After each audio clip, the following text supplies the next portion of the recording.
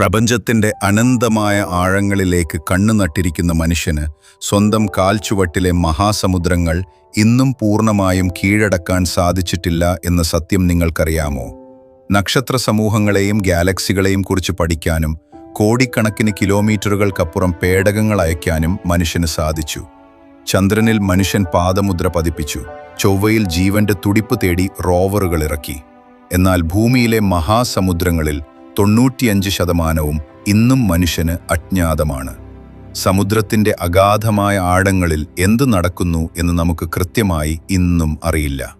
ബഹിരാകാശത്തെ അതിശൈത്യത്തെ അതിജീവിക്കാൻ നമുക്ക് കഴിഞ്ഞെങ്കിലും കടലിന്റെ അടിത്തട്ടിലെ ഭീമമായ മർദ്ദത്തെ മറികടക്കുക എന്നത് ഇന്നും വലിയൊരു വെല്ലുവിളിയാണ്.